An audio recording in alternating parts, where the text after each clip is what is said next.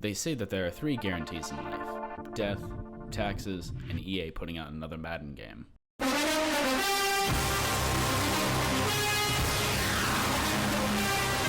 The first Madden game was released in 1988 for the Apple II, and yeah, safe to say that they've made some progress since then.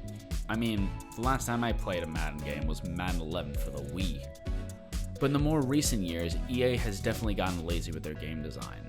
I mean, it's basically like last year's Madden, as it always is, but I would argue that it's even slightly worse than that. The story mode, aka face of the franchise, I found to be very uninspiring, with lazy writing, choices that don't matter, and an overall not fun experience. The only thing that does redeem it a bit is the character progression system. Having a minimal amount of upgrade points to invest them into stats is a very good idea, because it helps you build the player that you want to build for how you play the game. Because come on EA, I really want to care about first name last name from college university. Other than that, everything else is not very good. The story is very generic, with you being the number 1 prospect, and they give you choices every week before games on what you would like to focus on, but all this is really asking you is what stat you would like to increase for you or your team. You don't have to do any drills or challenges for them, you just get the effect. I would have liked to do some sort of drill or challenge to determine how much of an increase I would get. That way, it would give me some sort of merit in what choices I would make. Moving on to the franchise mode, nothing really has changed since last year except some quality of life stuff.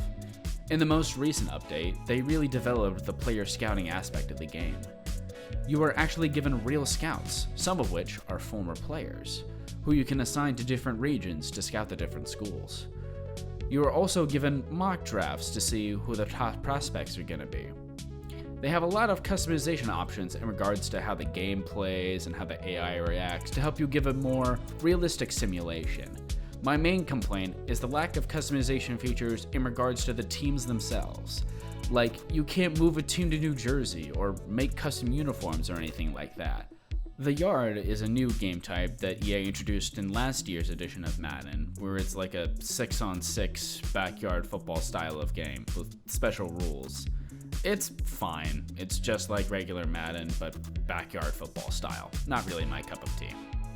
Madden Ultimate Team is still the same as it ever was. It's just another way for EA to squeeze more money out of football fans. Basically, you build an ultimate team that is comprised of players from around the league, which are treated like cards to help make your team better. Use this team to compete with other people online to see how your team stacks up. But it's really just a way for EA to sell you microtransaction in the form of packs, which have the better players in them. Now for what most people get Madden for: playing with your friends and family on the couch. I will say the gameplay is about the same as last year and the year before that, but Roughing the Passer gets called a lot, just like in real life.